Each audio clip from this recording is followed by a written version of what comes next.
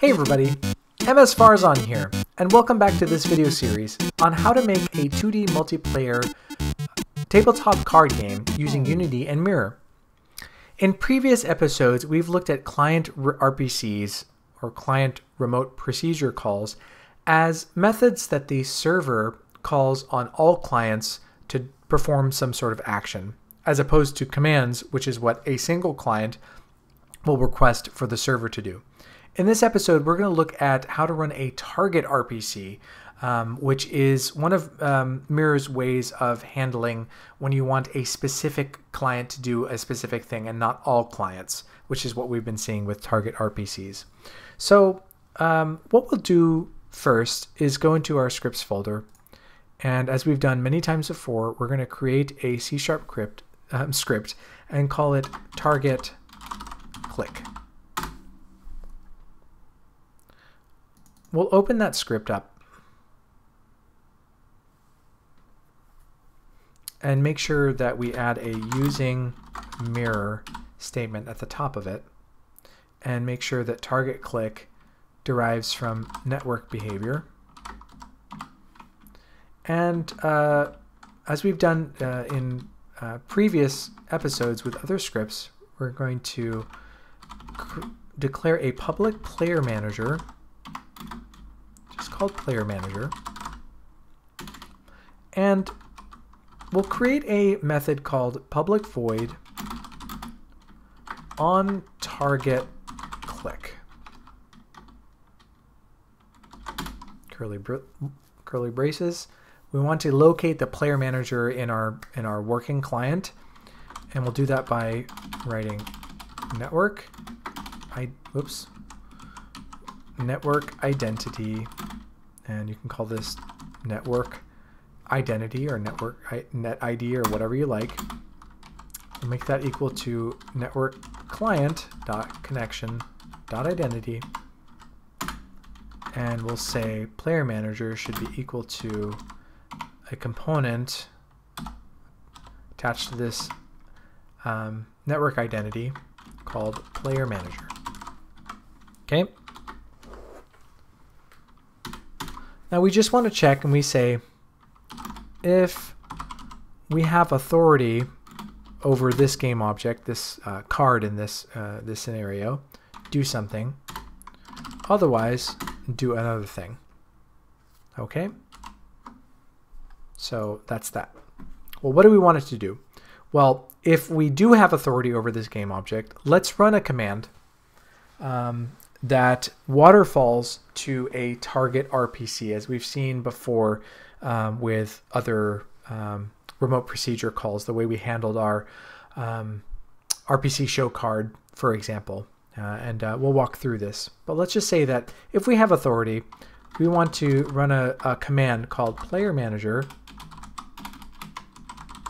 dot command target self card. We haven't written that yet, so it's just going to have a squiggly line for a bit and just have to deal with it. Otherwise, run player manager dot command target other card and pass in game object, this game object. You just have to trust me for a moment as we write some of this script, and then I'll come back and explain why we're doing some of the things the way that we're doing. It's very specific to Mirror, and if you look up Mirror's documentation, this is how they want you to do things. Okay, so what's going to happen here is we want to determine when I click on this card, something should happen whether or not I have authority, based on whether or not I have authority over this card. So if client B, let's say you, has authority or owns a card, and I, as client A, click on it, something different should happen to it than if you were to click on it. And that's what we're determining here. And so let's just get the click out of the way. Let's just say that this is on target click. Well, actually, we might have to write a little bit of this to get the squiggly lines out of the way.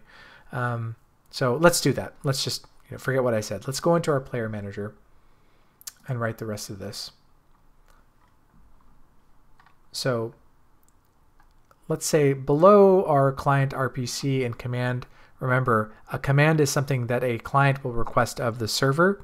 The client RPC is something that the server requests of all clients. And the way that we've handed most of our logic here is that when somebody, for example, drops a card or clicks a button, it runs the local client runs a command that pretty much its main functionality is to do some logic and then call a remote procedure call on all clients to make sure that all clients have synced up the rendering or the display of what's happening in terms of the game logic according to whether or not they have authority over those game objects. So I call it like a waterfall or a ripple effect that happens when we run a method that then runs a command that then runs client RPCs on all clients.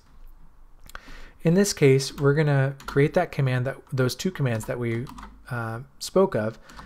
One is a command that requires, both of them require the command header in mirror.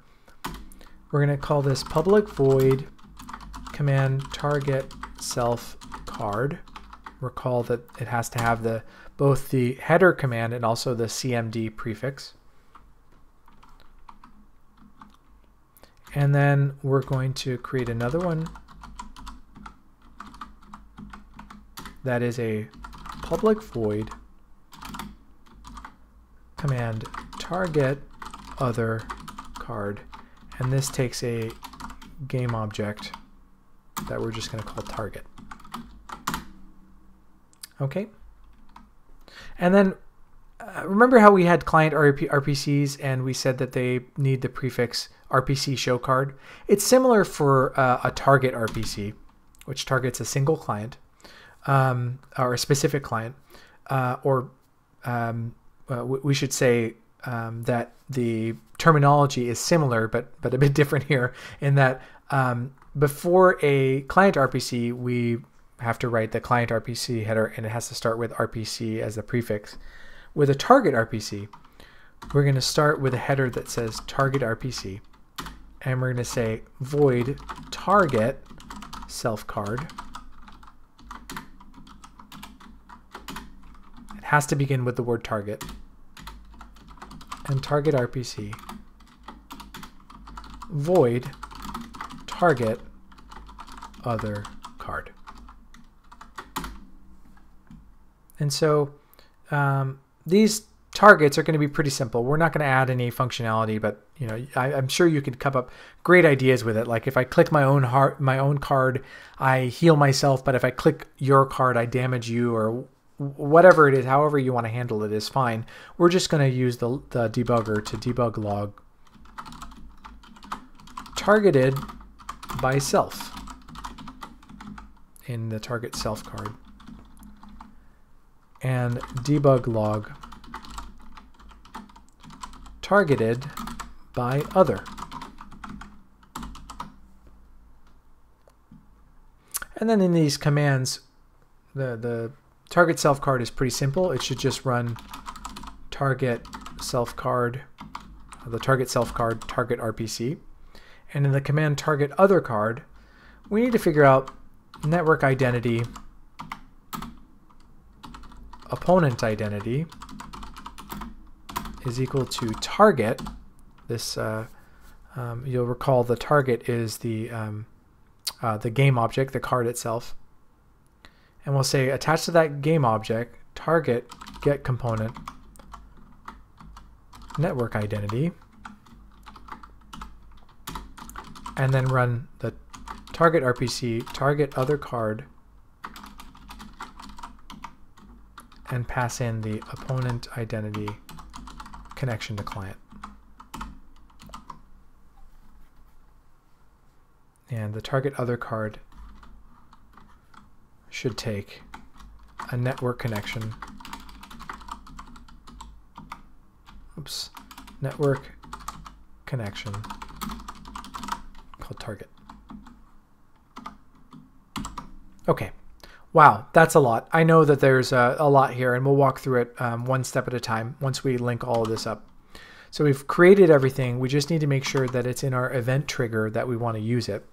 So we'll go to our prefabs, find our card 1 and card 2. Well, first thing we need to do is we need to add the target click script. And then we'll go to our event trigger. And we have our begin drag, end drag, pointer enter, pointer exit. Let's add 2 new event types. Sorry, just 1 new event type. A pointer down event when a pointer clicks on it. And we want the card 1 is already attached, is already specified in the inspector. We're going to find here the target click script and use on target click when somebody clicks on this card. We'll do the same in card 2. Add the target click script as a component. Find our event trigger. Add a new event type, which is the pointer down event. Make sure card 2 is here in the inspector. Find the target click script attached to the to card 2, and use on target click. That's what we want to happen when somebody clicks on our card. Let's hit play. Just make sure this is working on the host. And so I hit draw cards.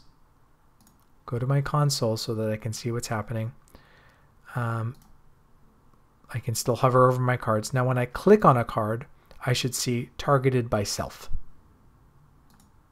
And you don't see this incrementing. If you don't see this incrementing, there's a little increment number here because I have these collapsed. So if I uncollapse these, you'll see every time I click, it says targeted by self. That's great. Let's build the game, Control B, and see how this plays out in real time with 2 different clients using authority. You'll notice that we're not able to see any logs on our built client. We will handle that in a forthcoming video for a way to do that. So for right now, we'll just be depending on my client, the one that's been running in the editor, to handle that for us. So in my editor, I'll be the host and client A, and you can be client B. And you draw cards. I see the backs of them. I draw cards. And I see the front, and you see the backs of them. Now let's see.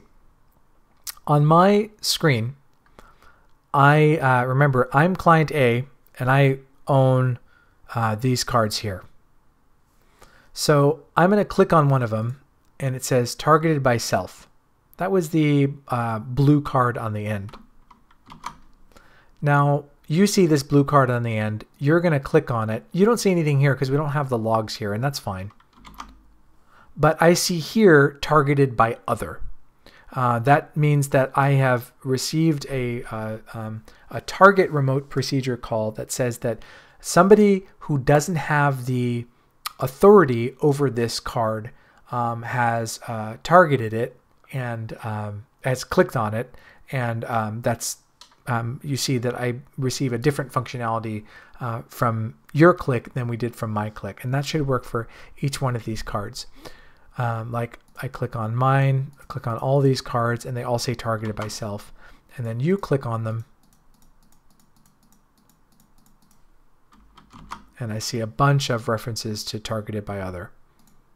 Now, something that's important is this concept of the target RPC. What's important here is that you see that I'm clicking on all of your cards, but unlike your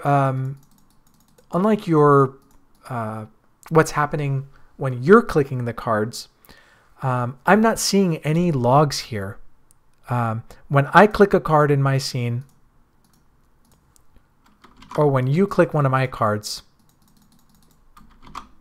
they all appear in the debugger. Yet, when I click on any of your cards, I don't see anything in my debugger. Presumably, you would see them in yours, but we don't have that set up here. We will have that set up in a later video. And the reason for that is the magic of the target RPC. Let's go back to our code to see what's happening. You can close all this stuff because it is working properly. When I step through my code here, want to think through first the target RPC, the target click script. This is called whenever anybody clicks on the card. That's what happens in the event trigger that we set up. And what it does when somebody clicks on it, it runs on target click. It finds the player manager in the scene, and if it has authority, it locates the player manager. And if it has authority over this game object, it should run command target self card on the server. If it doesn't have authority, it should run command target other card on the server and pass in the game object. This is the syntax that is used by Mirror to signify that if the client has authority of the game object, we don't actually need to pass in the game object in the server command. It just knows that that's what we're doing. If it doesn't have authority over the game object, we're required to pass in the game object as a parameter. So that's just the way that Mirror does things. You can look that up in the documentation if you'd like to know more. So then now let's look at the server side of these things. If we go to the player manager and we look at the where's my player manager? We look at the commands here. Well, command target self card, so we know is called by the target click script if the client has authority over the game object that was clicked, whereas if the client does not have authority over it, command target other card is called, and we have to pass in the game object. Now, why do we pass in the game object? Well, we pass in the game object specifically, which is here. This is called target. We want to get the network identity of that game object, and we want to run the target other card script, target other card target RPC, and pass in the network identity's connection to the client. That's the crucial point which lets Mirror know which client is which in this scenario. If I'm targeting a card that I have authority over, I should run the target self card target RPC, which just logs to the debugger. I'm targeted by myself. But if I don't have authority, if the client doesn't have authority over the card, it should run, the server should run target other card using the connection, the network identity and the connection to the client that is attached to the network identity to run the target remote procedure call on the targeted client. I know that's a total mouthful. It just means that that when I'm running this target RPC, I need to use this specific chain of events to tell Mirror which client I want to run this remote procedure call on, and it does that by finding this. By referring to this connection to the client that is attached to the network identity in the on the game object that was clicked. Wow, let's look at that in our real time without necessarily building the game. We can just look at it as the host. So here I've drawn cards. And on your screen, it would look, they would be up here. And when I click on this card, I have authority over it, and Mirror knows that. The server knows that, so it logs to it. It knows that by the connection identity, essentially. This part here. Where's my script? This connection to client. It knows by the network identity that is attached to the game object, which is here as a card. It knows by that network identity's connection to the client that I have authority over it. But when you clicked on it up here in your game scene, you passed in the game object, which has a network identity and a connection to the client, and the connection to the client is to my client, and it so then Unity or Mirror knows when it runs the target remote procedure call that it should use that target, the connection to client, which is my client, to log to the debugger targeted by other only to that target, which in this case is my client A. So it won't run this target remote procedure call on any other client for that reason. And that works vice versa, as we'll see when we have set up the debugger on your client as well. So I know that's a lot to take in, and there's a lot of moving pieces there, but I hope that makes sense, and I do recommend playing around with this and certainly checking out the Mirror documentation, as there's some helpful pointers there as well. I hope this video has been helpful for you. If it has, please be sure to like it and subscribe to my channel for more. You can also follow me on Twitter and check out my books and games by following the link in the description for this video, or just going to nightpathpub.com, and we'll see you again soon.